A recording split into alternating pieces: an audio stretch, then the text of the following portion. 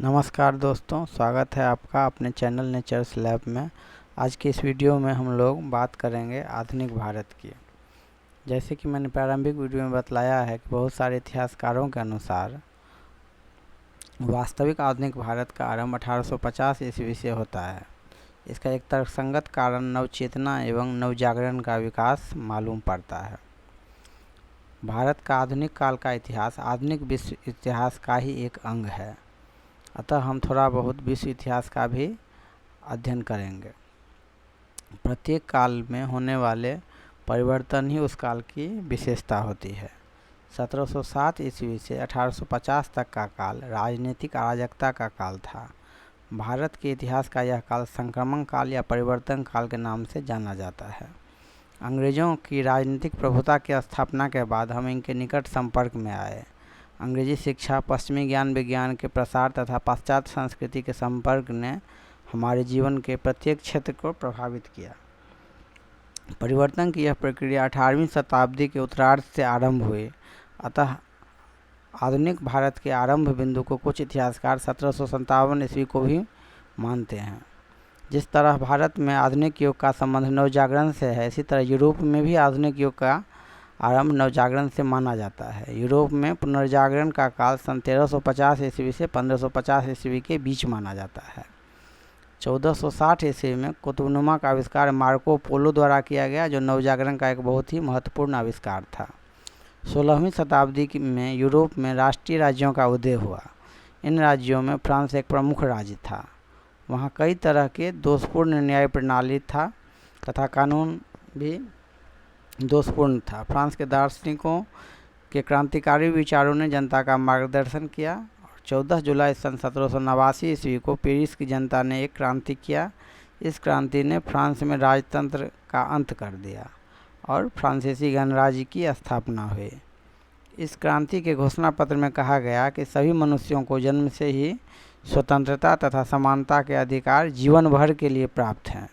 इस क्रांति ने स्वतंत्रता, समानता और बंधुत्व के सिद्धांतों को लोकप्रिय बनाया।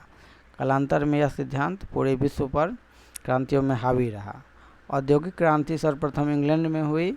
17वीं शताब्दी में यूरोप के देशों ने व्यापार की प्रगति के लिए उपनिवेश की स्थापना की थी। 18वीं शताब्दी तक यूरोप के देश शक्तिशाली हो गए थे। जिन देशों पर इन्होंने अधिकार किया, उनको आपस में बांटकर उन पर अपने अपने प्रभाव क्षेत्रों की स्थापना की और इस तरह इन्होंने अपने अपने साम्राज्य का विस्तार किया। साम्राज्यवाद का अर्थ है अपने से भिन्न नस्ल और संस्कृति वाले देश पर राजनीतिक या आर्थिक प्रभुत्व की स्थापना करना। इंग्लैंड के 100 व्यापारियों ने 31 दिसंबर सन 1600 ईस्वी के दिन लंदन में ईस्ट इंडिया कंपनी की स्थापना की। इंग्लैंड की महारानी एलिजाबेथ प्रथम ने 15 वर्षों के लिए इस कंपनी को पूर्वी देशों के साथ व्यापार करने का एक अधिकार दिया। यूरोपीय व्यापारियों में फ्रांसीसी भारत में सबसे बाद में आए। सन 1707 ईस्वी में औरंगजेब की मृत्यु के बाद विशाल मुगल साम्राज्य का पतन होने लगा।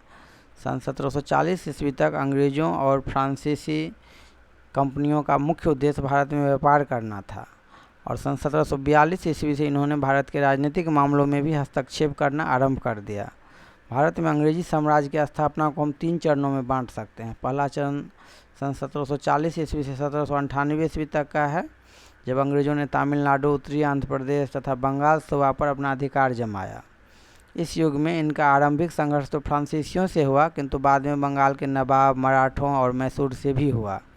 दूसरा चरण सन 1798 ईस्वी से सन 1818 ईस्वी तक का है, जब वे पश्चिम से पूर्व के सीमांत को छोड़कर शेष भारत में सर्वाधिक शक्तिशाली हो गए। इस अवधि में इनका संघर्ष मैसूर, मराठों तथा नेपाल से हुआ। तीसरा चरण सन 1818 ईस्वी से सन 1850 तक का है, जब अंग्रेज़ों ने सीमांत पर अपनी स्थिति दृढ़ की। सीमांत के क्षेत्र सिंध, पंजाब, असम, गढ़वाल आदि पर अंग्रेज़ों का अधिकार स्थापित हुआ। इन विजयों से सन 1850 ईस्वी के बाद इनकी पश्चिमी सीमाएं निश्चित हो गई।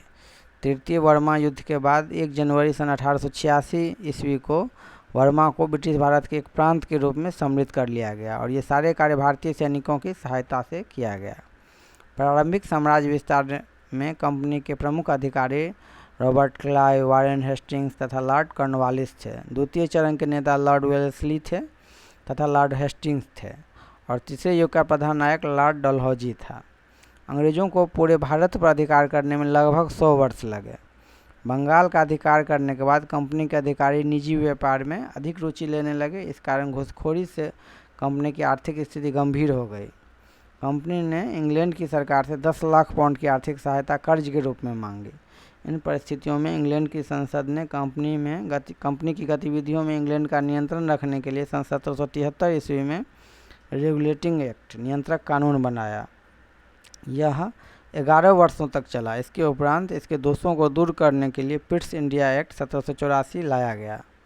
सर्वप्रथम कॉर्नवालिस ने सिविल सर्विसेज के विभिन्न भागों को संगठित करने की चेष्टा की।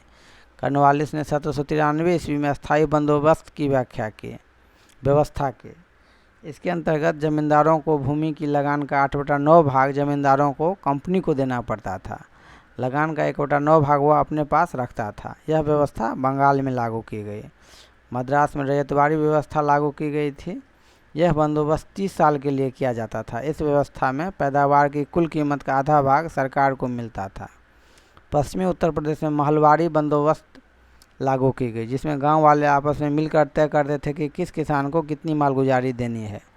सन 1813 ईस्वी के चार्टर द्वारा भारत में कंपनी को व्यापार करने के एकाधिकार को समाप्त कर दिया गया। वह अब केवल प्रशासनिक संस्था रह गई। 100 वर्षों का लंबा सफर तय करने के बाद ही अंग्रेज संपूर्ण भारत पर अधिकार कर सके थे। इसका तात्पर्य यह है कि इन्होंने भारतीय प्रतिरोधों का सामना करना पड़ा। संसार के इतिहास में भारत ही एकमात्र ऐसा देश है जहाँ किसी यूरोपीय शक्ति को अपना साम्राज्य स्थापित करने में इतना लंबा समय लगा है। शायद ही कोई साल गुजरा होगा जब देश के किसी न किसी भाग में अंग्रेजों के विरुद्ध विद्रोह न हुआ हो। इन विद्रोहों से भी परीक्षा में कुछ प्रश्न पूछे जाते हैं, जैसे मध्य प्रदेश और महाराष्ट्र में भीलों का विद्रोह, बंगाल, बिहार और उड़ीसा का कोल विद्रोह, महाराष्ट्र में कोलियों का विद्रोह, राजस्थान का मेर विद्रोह तथा बिहार बंगाल का संथाल विद्रोह। इसके अतिरिक्त और विद्रोहों के बारे में हम लोग अलग से जानेंगे। सन 1857 का विद्रोह बहुत ही अधिक महत्वपूर्ण है। सन 1857 ईस्वी के विद्रोह के साथ ही भारत में कंपनी का शासन का अंत हो गया।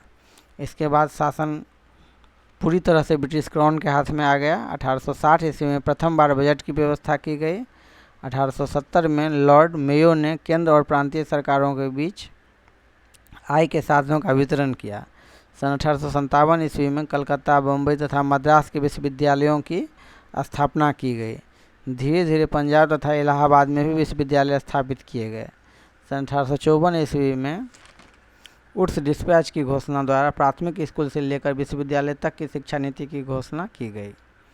इस प्रकार हम देखते हैं कि 19वीं शताब्दी भारत के इतिहास में सांस्कृतिक पुनरुत्थान तथा पुनर्जागरण का युग है। पश्चिमी समाज, सभ्यता तथा धर्मों के संपर्क ने भारतीयों में नवीन चेतना जागृत की।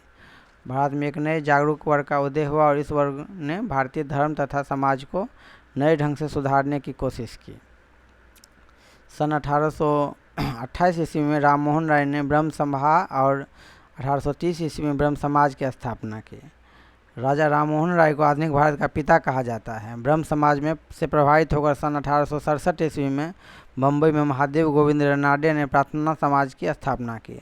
1875 ईस्वी में दयानंद सरस्वती ने आर्य समाज की स्थापना की और 1897 ईस्वी में रामकृष्ण मिशन की स्थापना स्वामी विवेकानंद ने की। इन स्थापनाओं से भी परीक्षा में प्रश्न पूछे जाते हैं।